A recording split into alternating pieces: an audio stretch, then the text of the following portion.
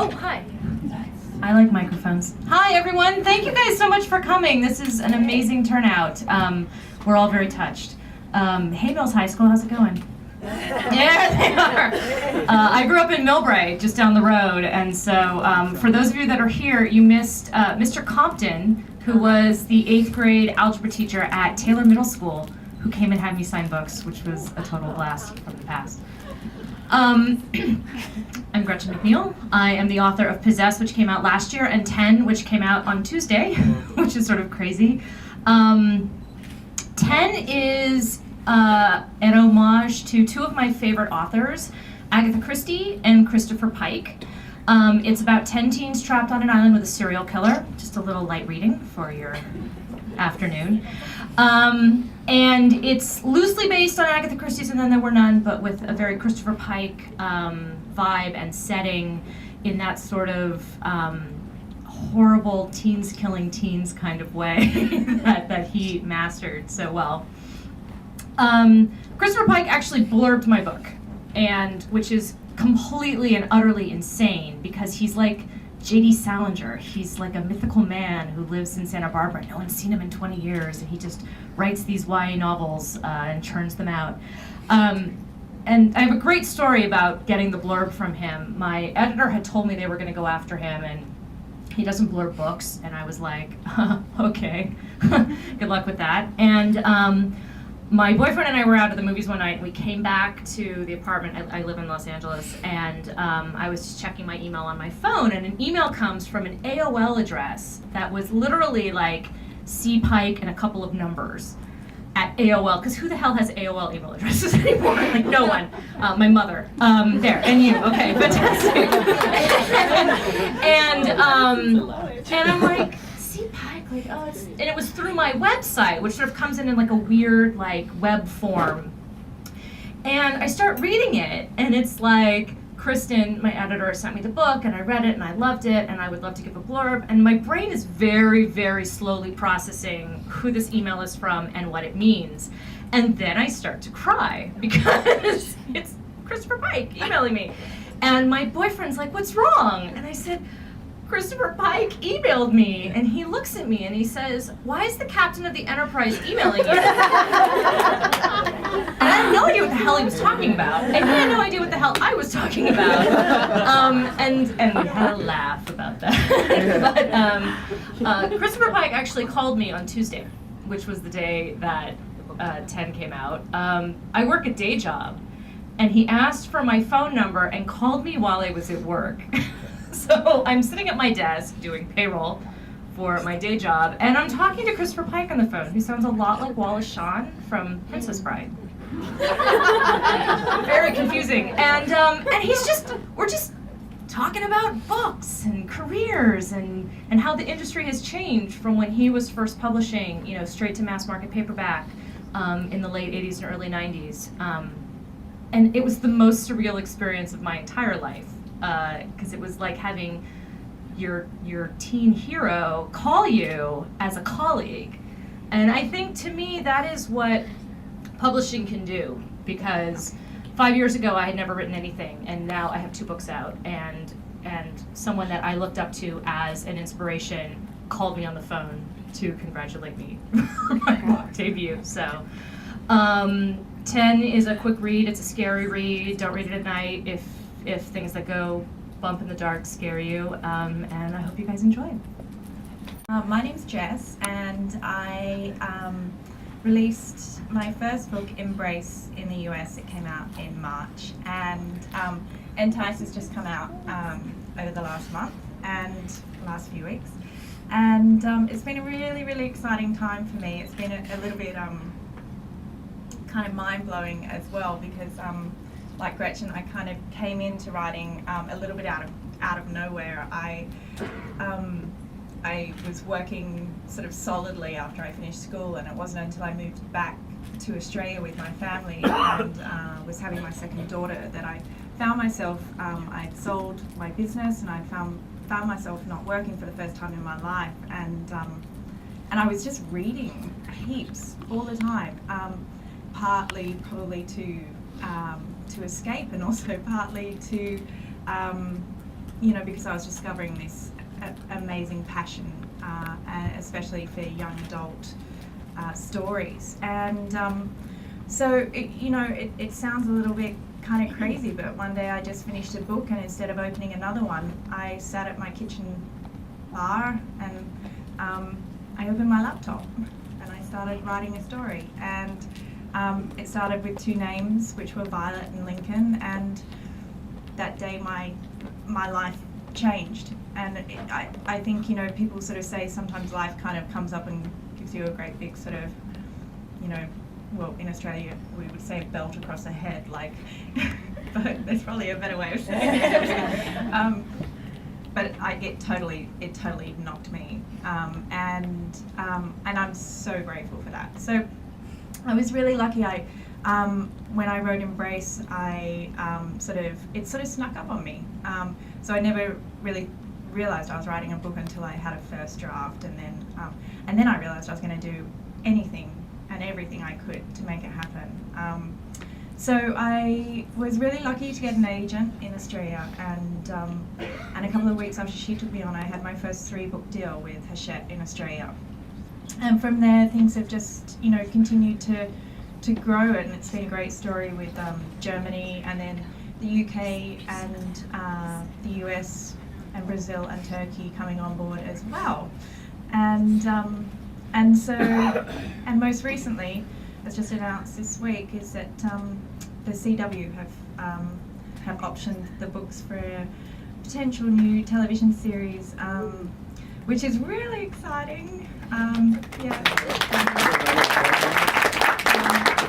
So I'm just thrilled about that, and just having the opportunity to see that process and how it all works. And you never know what's going to happen. It's still really early days. They've ordered the scripts for the pilot, and then then they go to the next step, and then they go to the next step. And I think there's from here to being on air is about sort of another 10 steps, and at any stage they can sort of pull the plug. So I've just got my fingers crossed that it gets there. But I'm just so excited to see what happens as well, and just to be a part of it, and it's just an amazing experience. So back to the books just really quickly. For anyone that hasn't read Embrace or Entice, it's basically the story of Violet Eden, who discovers on her 17th birthday that she carries the essence of an angel within her. And she has a choice to make, to either embrace the powers, but also the responsibilities that come with being a human-angel hybrid, basically making her a warrior to protect humanity and our right to free will. Or she can turn her back on those choices and remain solely human, and in favour of a normal life. It's the story of her choice and the things that sort of circle around her in the time that she's making that choice, and exploring the ideas of whether free will and any kind of predetermined destiny might sort of work hand in hand at the same time. But anyway, I will pass it along. Sadly, I've just finished writing my 10th book. This is my first young adult novel, but I have a series of adult novels with a different publisher, and there are 4 in that series, and they're about an FBI agent and basically a kidnap and ransom freelance security consultant, and sort of follows their story over the course of 4 years through their careers and their relationships. And I hit the point in that series where I just, honestly, there are people who write series for 15 or 20 books, and I have nothing but admiration for them, because even though I loved my characters to death, I was so sick of them by the end. I felt like I knew them so well, and my editor was pushing me to come up with another book. I was like, ugh, I got nothing. I have nowhere to go with these people anymore. Like, I'm sort of done with them. And another friend of mine, who's an editor, was out, approached me, and he said, I was thinking you have a really strong teenage character in most of your books. I mean, my first book took place on a college campus, so I had these older teens who were, just starting college, and they were the crux of the novel. The second book, there's a 17-year-old boy who gets himself in trouble. The third book actually kicks off with the abduction of a 16-year-old girl. And he said, you've had really strong teen points of view in every novel. Like, why don't you just try writing a young adult novel? And I thought it was a really interesting idea. So we kind of kicked around some thoughts about what that story might be about. And we came up with a teenage girl who's a foster youth. She's a hacker, so she's actually managed to find a way out of the foster system after a series of really bad experiences. She created a fake foster family for herself online. She logs in every month and charts fake visits from a fake social worker, and no one's picked up on it. So she's been living by herself in an apartment in Boston and kind of doing fine. And then one day she wakes up on an operating table in a warehouse with an incision in her chest and no idea how she got there. Absolutely no memory of what's been going on. And she manages to escape from the warehouse and spends the rest of the book trying to figure out precisely what did happen to her while she's being chased the whole time. So I think mainly because of the hacker connection, it's been compared to, they were calling it Girl with a Dragon Tattoo for teens. I actually think of it more as sort of the Born Identity books, because you have someone who has lost a bit of her memory and who's being pursued. And really the book is just one long chase scene where she pairs up with this guy that she knows from an online, kind of a teen version of Anonymous.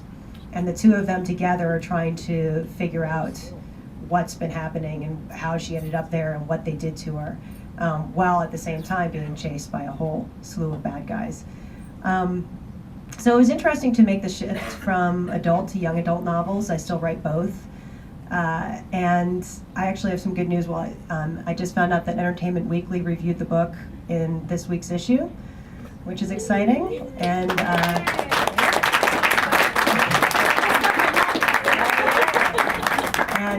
ABC Family has optioned the book for a series. As Jessica said, it's a very long road, and my boyfriend works in TV, and he's told me not to harbor any illusions that I'll actually ever see this coming to screen, but still, this many books into it, it's really exciting to have something optioned.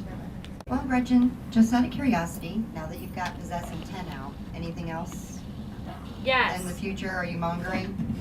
Yeah, actually, the day that 10 came out on Tuesday, my next book went to copy edit, so I was like racing to get revisions done. It's called 359, and it's a parallel universe sci-fi horror novel about two girls that are the same girl in parallel dimensions who discover that their worlds touch every 12 hours for 1 minute, and then they decide to switch places with disastrous consequences.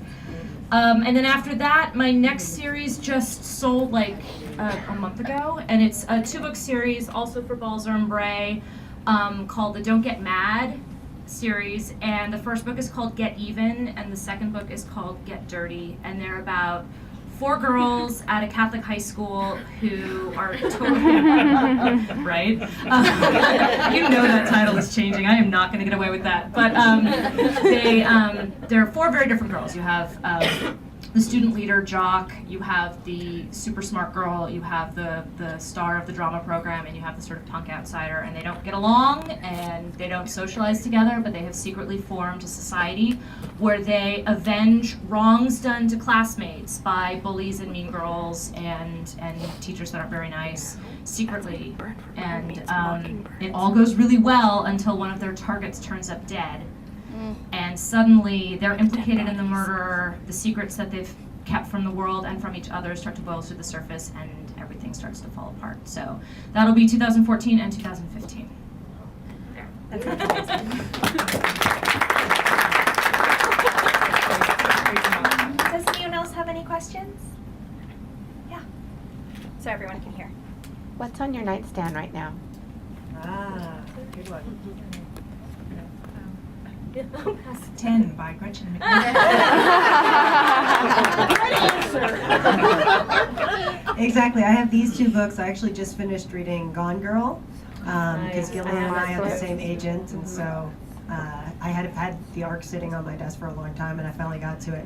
And then actually my friend Katie Crouch, who also writes a young adult series called the Magnolia Wars series.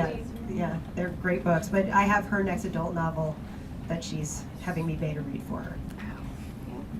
And I have in my bag on the plane up this morning, if I hadn't fallen asleep, I have The Turning by Francine Prose, which is a YA retelling of Henry James's The Turn of the Screw, which is like my favorite ghost story ever. So I'm really excited. I got it she was signing next to me at BEA, and I was like, hey, can I get that? So I'm going to start that hopefully this weekend now that my next draft is turned in. All right, anyone else have a question tonight? I actually have a question, so this is nice. I was wondering for all of you guys, with so much coming out lately about how like 50% of the readership, at least for young adult books, are now adults, if you guys could speak to why you think adults particularly are really starting to take to this genre. Personally, I think it has to do with pacing. I think YA novels get into a story very quickly and move through a plot very quickly, and as a reader, those are the stories that I'm most drawn to, so I can see where adults would want to pick up a book that just clicks right along, because I want my interest to be kept throughout the pages. And sometimes adult books take more time to develop characters, which is all great, but I have some ADD issues that don't lend itself well to that. Yeah, I actually think it's got a lot to do with young love. I think it's a sort of a binding element that we all share. So young teenagers can read up to it if they sort of are looking forward to their first love. People that are in their first love can be reading it.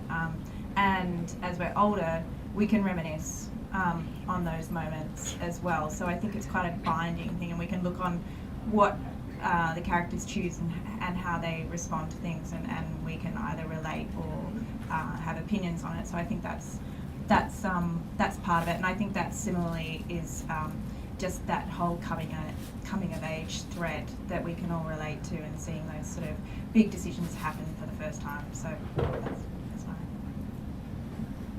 I think there was kind of two things at play there. I think one was that the Harry Potter series and the Hunger Games series actually made it okay for adults to be walking around with young adult books in their purses and bags and whatever. I think it made it something you wouldn't be embarrassed to read on the subway and have everyone see. I also just think that the quality of young adult has come up dramatically in the last couple of years. I feel like there's been this explosion of really amazing talent and really incredible writing, and storylines that cross, all sorts of age barriers. I mean, I read the Hunger Games series in 3 days. I did nothing but read those books for 3 straight days. I just devoured them. And, sometimes that's not as common with adult novels, but more than that, I just feel like, for one thing, partly because it's a segment of the industry that's selling really well, the publishers are really behind the books, and they're publishing a lot of really fantastic titles, and that wasn't necessarily happening 10 years ago when I first got into this industry. Oh, and look at our covers too. I mean, these aren't kid covers, Yeah. These are covers that adults would not be, I hope adults, would not be embarrassed to pick up, I think. So I think that helps too. Awesome, thank you, ladies. Well, let's have a huge round of applause for, one last question. Oh God, I'm sorry. So Jessica, I'm dying to know what you finished reading before you took out your computer to write. I can't remember. I want to know that too. We all want that information. What was it? Honestly, I was reading, it was sort of unhealthy. I was reading 6 or 7 books a week. So, yeah, it was one of them. All right, we've got one last question. Yes, you mentioned the covers, and I know that a lot of times that the authors of the books don't pick out the covers. I'm just curious, were you the ones that picked out the covers for these? Sometimes it's the publisher that does it. No, not me. You get to have a say, so if you really dislike something to do with it. But ultimately, publishers really know what they're doing, so, I'm not about to say I know how to put together a better cover design, so. I cannot say how happy I was when I saw this cover, because my last adult novel initially had a very constipated looking woman. Really, it looked like an ad for some sort of fiber pill. It was a very constipated redhead looking yearningly out a window with a kind of expression of pain on her face. It was the worst cover. And what they do is the publishers say, okay, hey, great news, we've got some covers to run by you. It's just an early pass. And then I got this one, and it's the first time, you know, in the series of 4 books, I was like, oh, no. This is awful. I don't like the colors. I hate the woman. And that's when they tell you, like, well, it's not really the first pass. I mean, it's kind of rather set in stone, you know, and we had to fight them on it. And in the end, all we managed to do was they covered the window that the woman was standing in with mottled cardboard. So that then you could just see this sort of deathly white hand sticking out the bottom of the window. So the woman, she was still there, just behind cardboard. But not constipated anymore. I'm sure she was still constipated. I mean, I'm sure You just couldn't it see. just made it even harder for her to find a bathroom. I have very little say in my covers. I got really lucky with 10 because I was very worried that it would be a girl in a prom dress, which doesn't really lend itself to teens being hunted on an island. But my first book, Possess, I don't know if there's any copies floating around anyone can hold up over here. Yeah. Over here. She took them all. Okay, perfect. Oh, she did. She bought them all. Okay, so the girl on the front of that cover, the girl in the book is half Chinese and half Caucasian. And the original model that my publisher put on there, they thought might have looked vaguely ethnic. And I'm like, that is a white girl on the cover of that book, and you cannot publish that. So they fixed it, and they found something that looked like she could actually viably be half Chinese and half Caucasian, but I was like, I will not defend that cover if you put a white girl on the cover of that book. So that is the only say that I had, and in the end, it's the same model, but they did some photoshopping to make her look not like me, essentially. So, but yeah, very little say. On behalf of all ambiguously racial people, You're welcome. You're welcome. All right, well now let's have a huge round of applause for all of you.